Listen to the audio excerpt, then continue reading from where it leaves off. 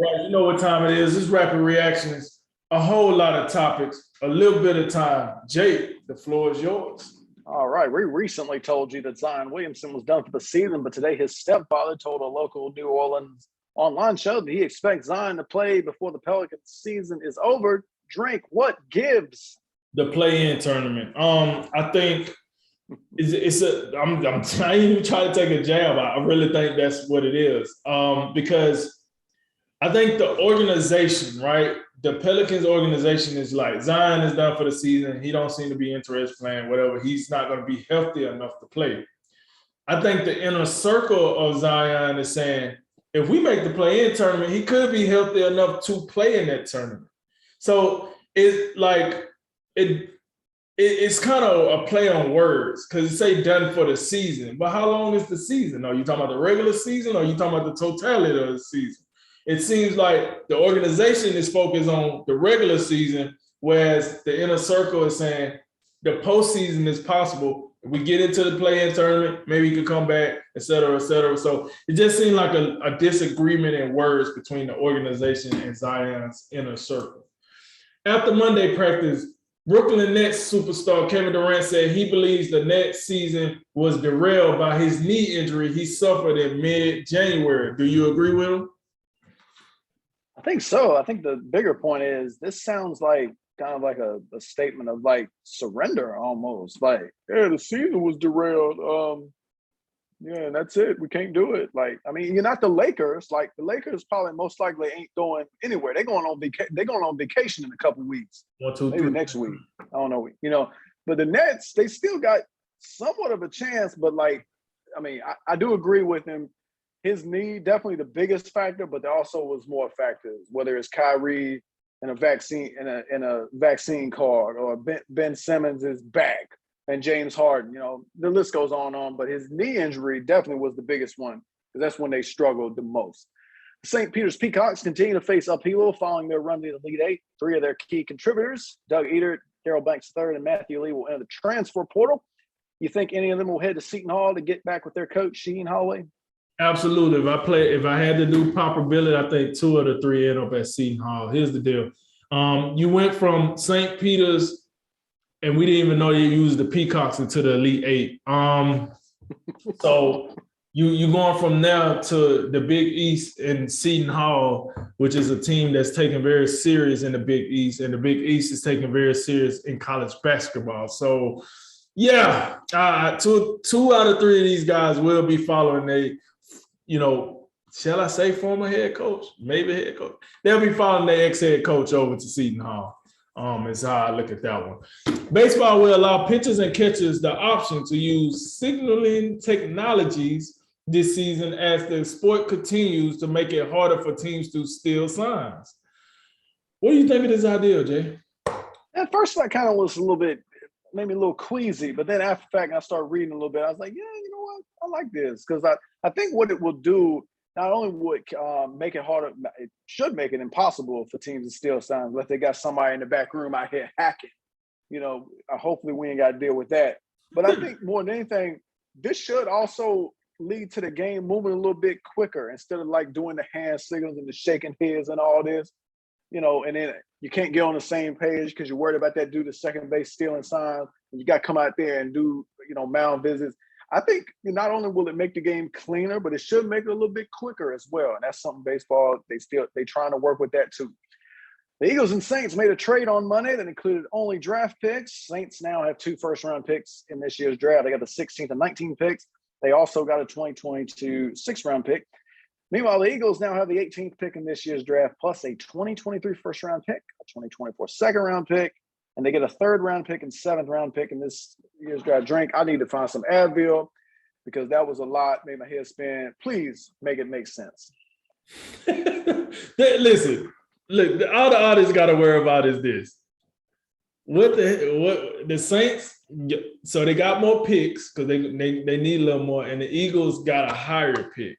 That's basically all this is. Hey, don't worry about 2023 and all that. We'll cross that bridge when we get there. So no need for the Advil. We'll let Jay do the hard work. We'll just walk around it. But at the end of the day, just know both teams set themselves up for success in the first round of next year's draft. We know the Saints need some things. We know the Eagles need some things. So that's the meat and potatoes of what Jay just said. A source tell ESPN Adam Scheffler called out NFL owners last week in Florida, saying that the hiring of minority candidates won't improve until owners accept that there are candidates out there that look different from themselves. Jay, what do you think about Pete Carroll's comments? Yeah, my bad on that. That was Pete Carroll's comment.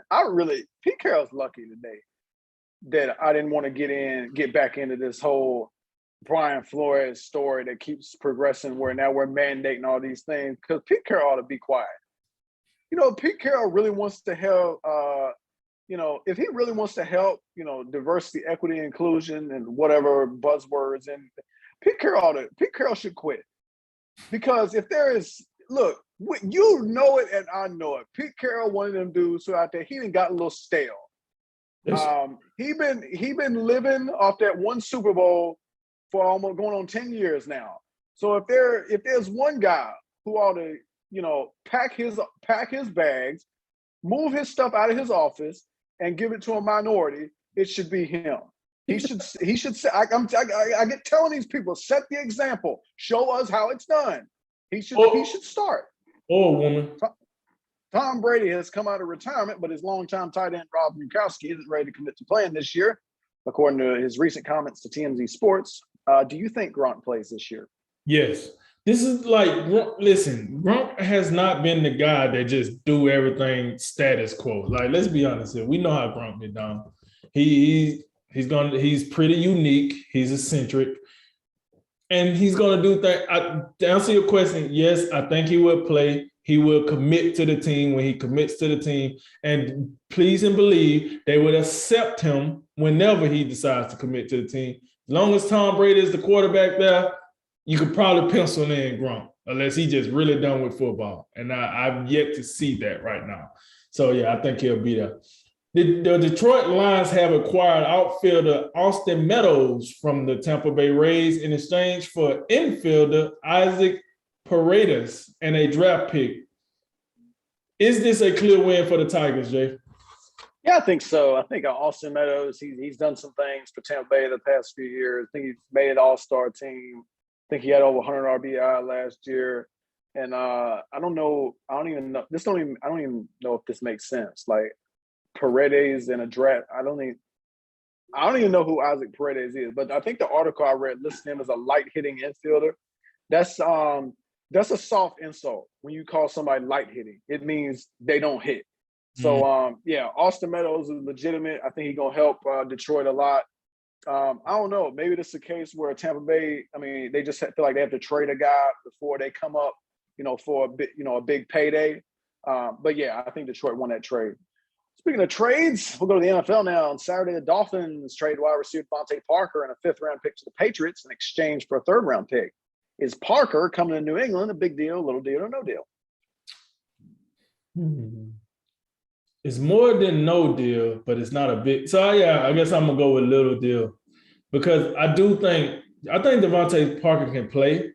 I think maybe his time in Miami got stale, and maybe it was a good thing that Tyreek Hill, got traded there and kind of move him along. Listen, he going to the New England. He got a chance to be the number 1 receiver. Let's just call it what it is. He got a chance to come there and be the number 1 receiver, and you gave up a 3rd. You know what I'm saying? Like, okay, cool. So yeah, I'm gonna say it's a little deal right now. We'll see how that unfolds. Last one, we got the Boston Celtics. We got the Chicago Bulls tomorrow night in the Windy City. Jay, who you got?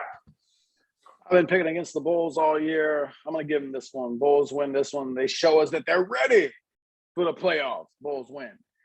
And that concludes tonight's Drink of Wisdom. As always, like, listen, share, subscribe. Thank you for joining us. I'm Jay Wise. And I'm Nathan Drinker. And remember, make tomorrow better than today and make today better than yesterday. And you know what we going to do. We going to holler at you until next time, baby. Ladies and gentlemen, this is A drink of wisdom.